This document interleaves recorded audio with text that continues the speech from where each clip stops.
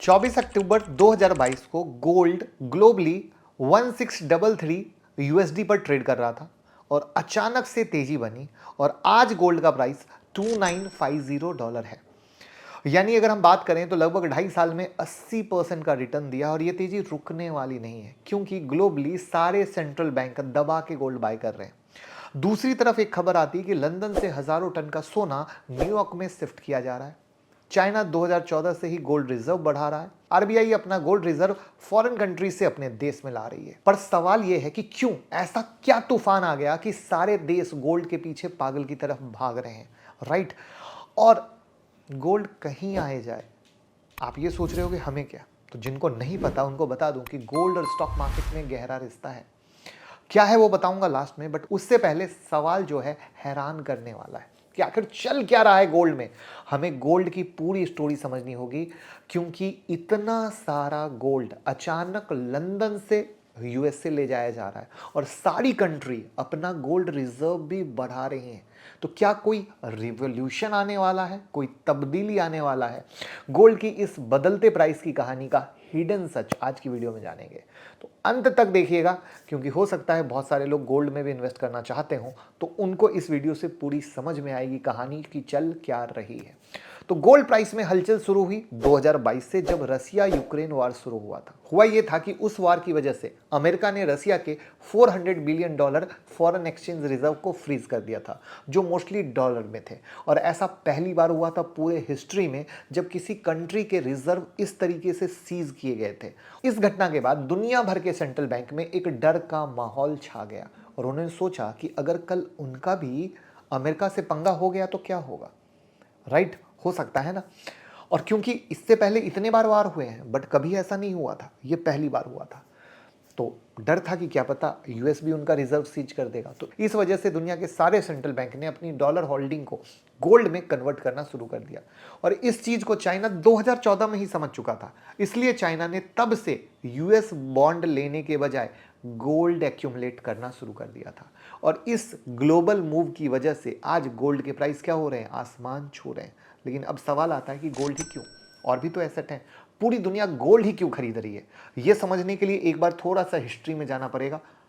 थोड़ा सा एडिटर महोदय इसको ब्लैक एंड व्हाइट कर दीजिएगा। तो 1971 में रिचर्ड निक्सन, जो कि यूएसए के 37th प्रेसिडेंट थे, उन्होंने गोल्ड स्टैंडर्ड को खत्म कर दिया था। इसका मतलब यह था कि अब डॉलर और गोल्ड के बीच कोई फिक्स रेशियो नहीं होगा, बल्कि डॉलर की वैल्यू वर्ल्ड मार्केट में खुद डिसाइड होगी। लेकिन इसके बाद भी दुनिया भर में ट्रेडर डॉलर में ही हो रहा था और 60% ग्लोबल रिजर्व डॉलर में बने रहे। लेकिन कहानी में ट्विस्ट आता है, कलर माहौल बन जाता है 2022 और वॉर शुरू होता है किसका, रसिया और यूक्रेन का। दुनिया ने यूएसडी का कन्वर्जन गोल्ड में करना शुरू कर दिया, जिसका जिक्र मैंने शुरू में किया। रसिया यूक्रेन वॉर के बाद एक और चीज समझ में आई, दुनिया एक ऐसी एसेट की तलाश में है जो किसी एक कंट्री के कंट्रोल में ना हो। डॉलर का ज्यादा इस्तेमाल एक रिस्क बन चुका है और कंट्री जैसे चाइना, रसिया, सऊदी अरेबिया एक नए ग्लोबल फाइनेंशियल सिस्टम की तरफ बढ़ रहे हैं। और इसीलिए तो ट्रंप परेशान है, बौखलाया हुआ है, और इसीलिए तो टैरिफ खेल रहा है।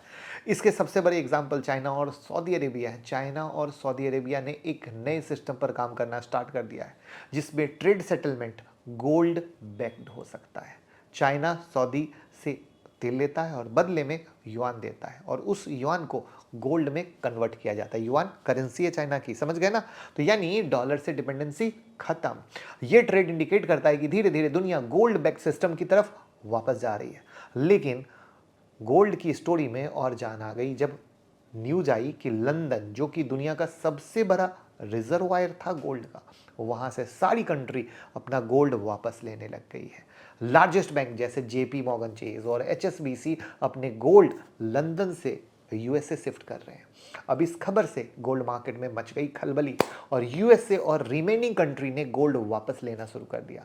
और इसके चलते यूएसए में गोल्ड प्राइस और लंदन में गोल्ड प्राइस के बीच $20 का फर्क हो गया, क्योंकि लंदन में बिकवाली शुरू हुई और अमेरिका में खरीदारी।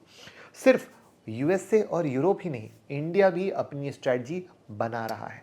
2024 में आरबीआई ने मई और अक्टूबर में टोटल 200 टन गोल्ड वापस इंडिया शिफ्ट किया, क्योंकि डर यही था कहीं हमारा भी सीज ना हो जाए।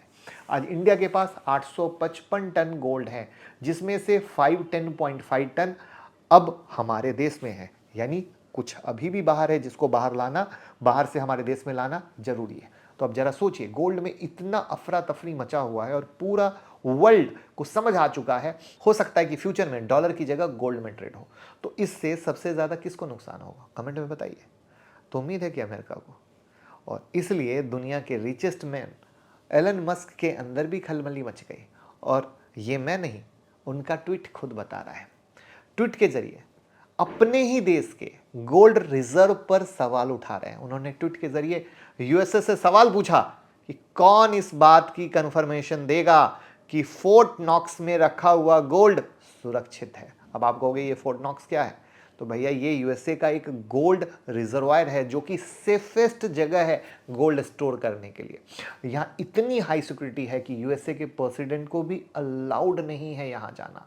ऐसे में एलन मस्क यहाँ पर ऑडिट करने की मांग कर रहे हैं, क्योंकि लास्ट टाइम ऑडिट लगभग 52 साल पहले 1974 में हुआ था, जब पब्लिक को कंफर्मेशन दिया गया था कि गोल्ड सेफ है। तो क्या मैं कहना चाहता हूं कि एलन मस्क ने सवाल उठाया तभी लंदन से यूएसए शिफ्ट किया जा रहा है सोना? नहीं, इसके पीछे अमेरिका की एक और चाल है। यूएसए पर अभी 36 ट्रिलियन डॉलर का कर्ज है, और गोल्ड की इस बढ़ती डिमांड को देखते हुए अमेरिका गोल्ड का रीवैल्यूएशन कराना चाहता है, और इस रीवैल्यूएशन के बाद गोल्ड को मोनेटाइज करना चाहता है ताकि अपने डेट को कम कर सके। इसके अलावा आपने सुना होगा कि डोनाल्ड ट्रंप ने क्या स्लोगन दिया, मेक अमेरिका ग्रेट अगेन।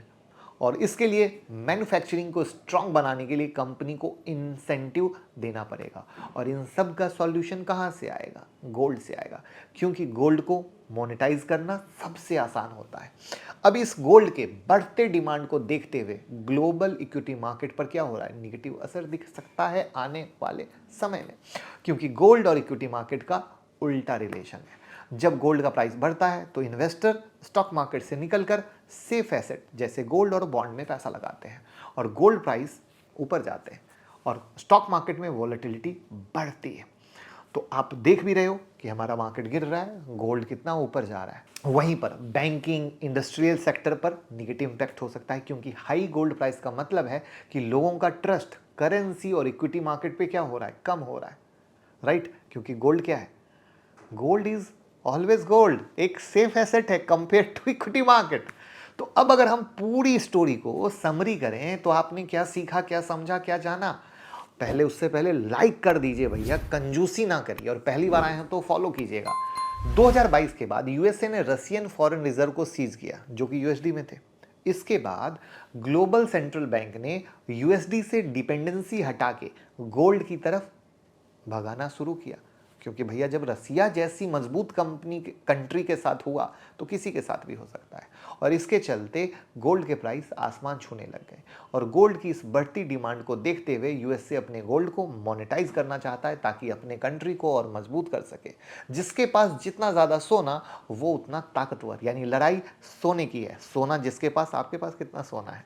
और गोल्ड के प्राइस बढ़ने से इक्विटी मार्केट पर निगेटिव असर आपको दिख रहा है, संभल नहीं पा रहा है, क्योंकि इक्विटी के मुकाबले गोल्ड सेफ है। लेकिन हर चीज़ की एक लिमिट होती है, ऐसा नहीं है कि गोल्ड की प्राइस का कोई लिमिट नहीं होगा। अब आने वाला वक्त बताएगा कि गोल्ड का क्या होगा, ऐसे ही एक तरफ भागता रहता है या वहाँ भी कुछ रूल आएगा कि बढ़ती प्राइस पर लगाम लग सके। क्योंकि मैंने हमेशा एक चीज़ सिखाया है, अति सर्वत्र वर्जते, और आपको पता है कि गोल्ड एक एक्स्ट्रा ऑर्डिनरी रिटर्न दे चुका है।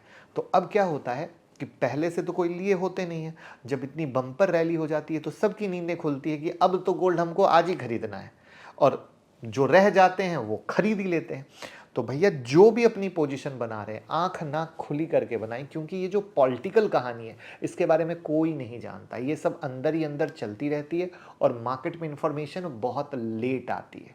ठीक है, तो आप हो सकता है कि बहुत अच्छा रिटर्न कमा लें, हो सकता है कि आप ट्रैप हो जाएं। तो इसीलिए कोई भी कदम शॉर्ट टर्म के एंगल से मत लीजिएगा, जो भी लेना हो लॉन्ग टर्म के एंगल से लीजिएगा, क्योंकि जितनी भी बातें हुई हैं और जितने भी काम की तैयारी चल रही है वो सारा एक्शन सिर्फ लॉन्ग टर्म में निकल के आएगा, शॉर्ट टर्म में नहीं निकल के आएगा। क्योंकि जैसे कि हमने चाइना और सऊदी के बारे में बात की, तो इन्होंने स्टार्ट किया, दूसरी जगह भी स्टार्ट होगा, तो ये एक प्रोसेस है, इट विल टेक टाइम। ये अगर हमें याद रहेगा तो हमें कभी तकलीफ नहीं होगी। वीडियो सच्ची और अच्छी लगी हो तो घर घर पहुंचाना आपका काम है। Thank you so much.